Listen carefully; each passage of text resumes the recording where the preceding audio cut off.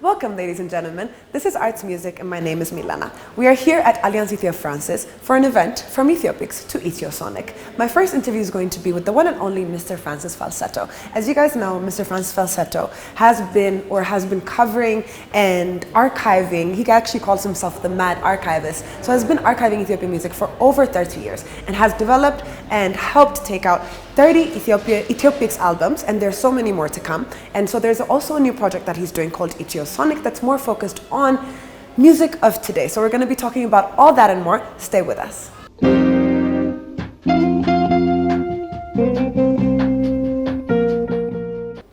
Welcome, ladies and gentlemen. My name is Milena, and this is Arts Music. We are here at Alliance Francis for the event Ethiopiques to Ethiosonic, and I am here with the one and only Mr. Francis Falceto.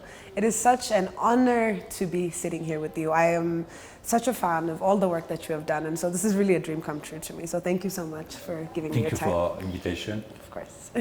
So I just wanted to, we're here to go, of course, from Ethiopiques to Ethiosonic, and we will be getting into that.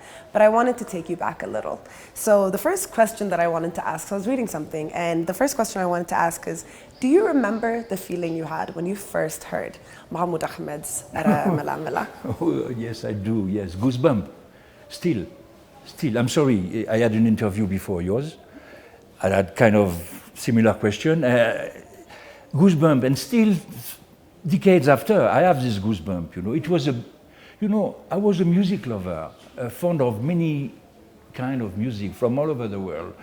Old music, experimental music, free music, all kind.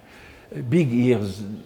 And the day I could listen by chance, this LP of Mahmoud Ahmed Mela Mela,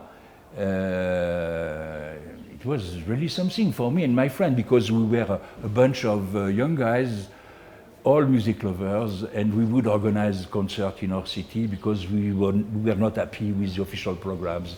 So we would invite anybody, since we were in love with his style, you see, or her style. So when this, and I have to say also that we were very knowledgeable about all kinds of music, especially from Africa. But this, we never heard about that, and it was a big surprise to us, and enjoyment, absolute enjoyment for everybody, unanimity. So we decided to, what can we do? We want to invite this man, but is he still alive? Where is he living? Because we don't speak Amharinia, we don't read Amharinia. Just Mahmoud Ahmed was readable for us, you see. So we made cassette out of this LP, sent to supposedly more knowledgeable people than us, like music reviewer, journalists, and so on. By the following days, they replied, "What that? Where did you get it from? Do you have more stuff like this?" So we knew it was good, but we had no idea about the status of this music on the market in the world, So we decided to survey as much as possible to find information. How can we get hold of this person, this artist? And this took about 1 year, meeting Ethiopians living in France, going regularly to the only one Ethiopian restaurant, Abeshamagobet, in France, in Paris, and Toto. And they were my first teacher, And 1 year after, because the moment we find this LP is the 1984. And by 1 year after, April 85, I flew to Addis through Aeroflot. Imagine I have to go through Moscow. That was the only company flying to Ethiopia then, Dergizier. So then I met Mahmoud, Mulatu, a musician, but due to their policies, it was cancelled, not possible. And like this, 1, 2, 3 times, So as I'm a bit stubborn, I continued because for me it was not enough to enjoy the music. I wanted to know more about his significance, where it came from, what is the function of the society, what does it mean? Lyrics are meaningful or not, you know? And also, when did it start? What is the, where comes this American influence, soul influence in this music? All of this, it was not enough for me to enjoy the music. I had the need to know more about its history. Yes, yes, yes.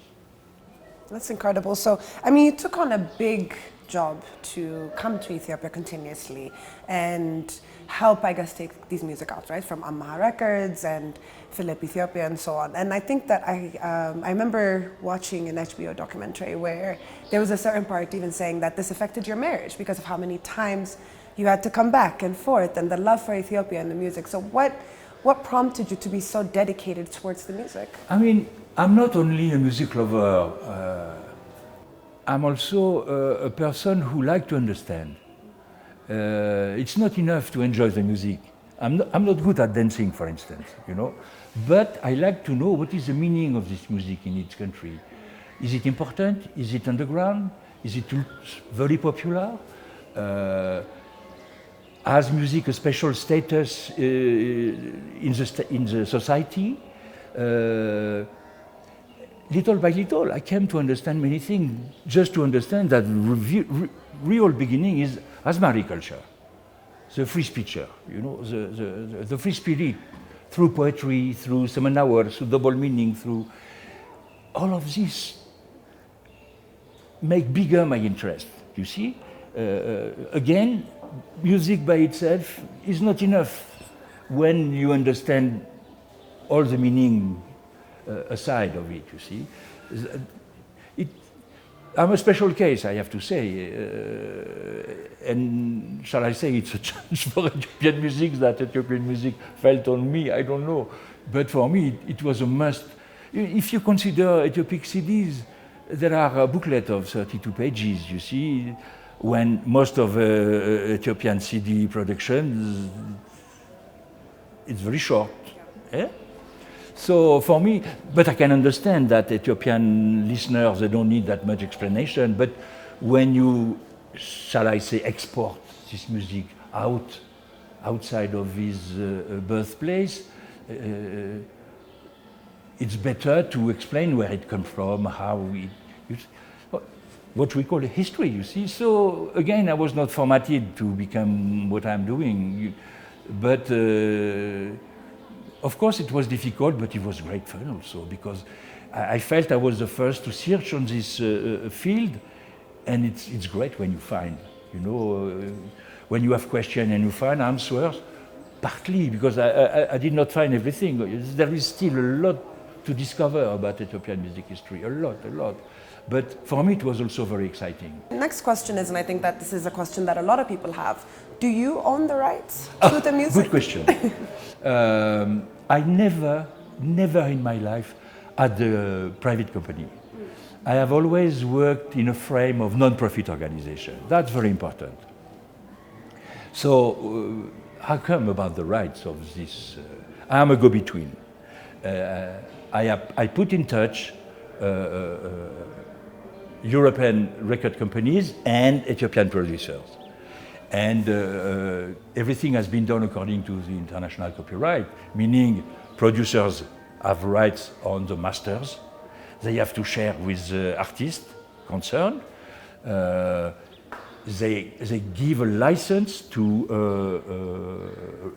a foreign record company with a commercial deal, of course, percentage on sales, things like that, which is not, I don't know about that even, you know. My part is, I bring the project, I put in touch with the people, and then I write the history. I take care of the restoration, because I could get the original master on reel-to-reel, which I found in Athens, and they have been song by song restored by a genius sound engineer friend of mine. Always the same for the all CDs. So that's my part. My part is extra commercial. For the rest, when you consider the interviews of Ama Ishete, for instance, it's obvious that everything went smoothly enough, you know, and regularly enough. I have to add, it's a part of my fight also in Ethiopia. I feel very concerned by the copyright. Many times I had discussion at very high level, including Ministry of Foreign Affairs, Ministry of Culture, and the like. Many musicians, of course. Never I could convince them to reach the International Copyright Act. If Ethiopia is not a part of international copyright, they will never get their fair share of their music, you know. But what can I do? What I did, at least, for all the composers, Gitmenaz and Madeira Watch, I could identify. I helped them to be registered in international copyright. And you can discuss to many of them. They will tell you how it works. And they are happy enough of it, you see. I'm sorry that, for instance, supposedly the Music Association, of which Dawit Ifru, for instance, is the president, I am so sad they don't do the job. They should do the job. What can I do? I am not Ethiopian. I can just help if anybody wants to be helped. I myself am not a publisher, but I know a bit the law. I need to know the law to do what I'm doing, you see. So I do understand that Ethiopians can ask questions about that. Who is this Ferenc? You know, is he taking the money on the back of our musicians? I do understand that. But for me, I don't joke with that. If there is an accusation, I want it to be presented properly, and in order for me to answer and present it the real, you know. You cannot make such a project along so many years being a crook, you know, especially in Ethiopia. So for me, I don't joke at all with that. And if it is necessary to, not to accuse, but to underline that this one, that one, Ethiopian official are not competent, I say. But after I say they are not competent, they don't do the job. If they don't find the real people to do it, what can I do? But for me, I cannot accept accusation without evidence, you see. I mean, that's absolutely a good point. I think whenever someone is going to accuse, they should come with receipts if you say something. And I think that it is an international conversation, especially with Africa, about such culturally significant art of any kind being owned by our own people, right? Wherever that art comes from. So I think that was why I think a lot of people might be a little apprehensive. No, and again, I do understand, especially from a Ferenc, you know how suspicious Ethiopians are to Ferenc, which is good in a sense, you know. But again, should I be able to stay that long if I behave not according to the law, you see? No, for me, I'm very sensitive to that. And that's why I have no problem to reply to any question, especially when it comes to right and royalties. That's a crucial question. They have to be asked. Fantastic. So I don't want to hold you. I know there's a whole event and a lot of people waiting for you. So just two questions. One, just two. But one of it is there's going to be a release of 2 Ethiopiques. There are still some to come, but I'm very slow. I'm very slow in the past years due to some family problem. And I am tired also. Supposedly untied purveyor or transmitter of Ethiopian music, but I am tired. Shimagalenenyang, you know. A very strong Again, yes, but I would like to see more followers, you know, people. I'd like to pass.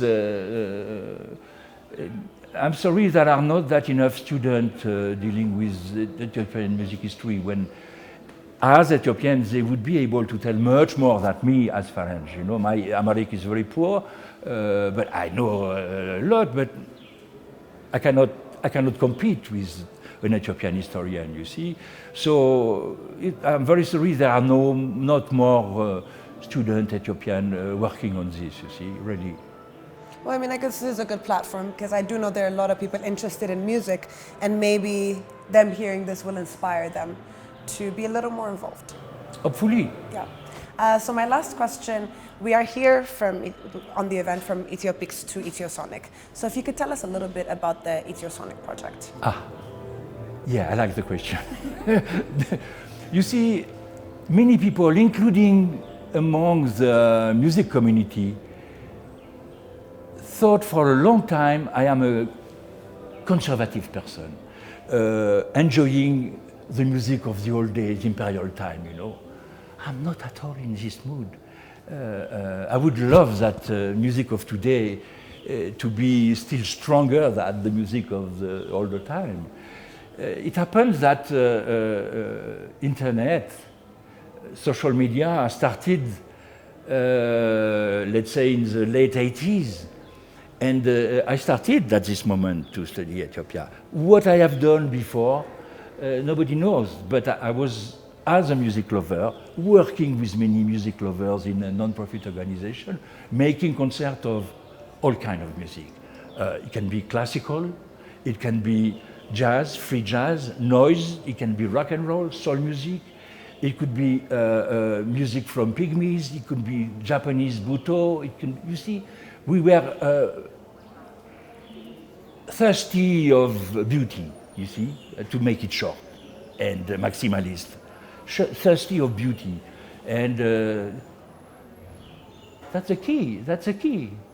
So I guess as a goodbye question, is there for last, yes. Is there any song on any of the Ethiopiques collection that you just love more than others, or just one thing that resonates with you more? No, I never reply to such questions. Never. No, never, because there are so many. Really, yes, so many. I don't want even give a name, you know. Sometimes it's music from Conso, for instance. Imagine, there is not even a CD available of Conso music in Addis. But I find a guy working there, making great recording of it, you know. That's my main regret. I would love to see in Ethiopiques more music from the south. Southern music is the gold mine of Ethiopian music culture. Unfortunately, most of northern Ethiopian, they don't pay interest, or they consider they are Shankala music or things like that. It's beautiful music. They should be recorded, protected, archived. I replied a bit aside the question, but for me, Ethiopiques is far from being perfect. A lot of music are missing because I don't know how to get the rights. I know some incredible recordings. I know where they are, but I don't know who is the owner. How a deal could be done to make it public for a worldwide audience, you see.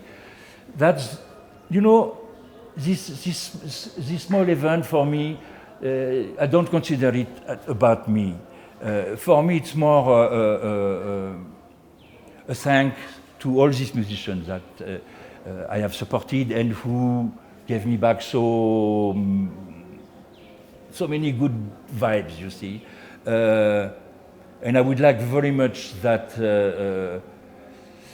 contemporary music develop on the right track.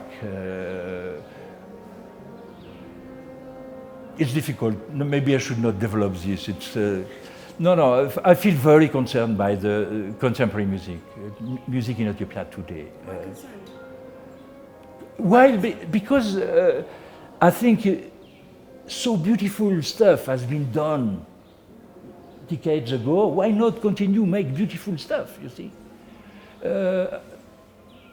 There are brilliant musicians nowadays. Don't misunderstand me. But the music business, the music system here, the production is something very weird. And apart from the new generation, the one I call the fifth generation, but this is another story we may talk another day. I have hope in this generation, youngster. Tonight, there will be only two youngsters, you know. The pianist, Liben, is 16, you see.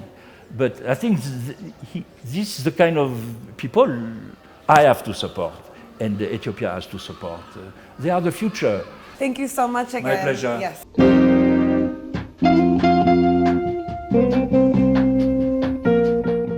Ladies and gentlemen, that was our amazing stay with Mr. Francis Falceto, and I'm just so marveled and beyond grateful to have this beautiful conversation with him. We're now about to move on to the show, Ethiopiques to Ethiosonics, so please stay with us.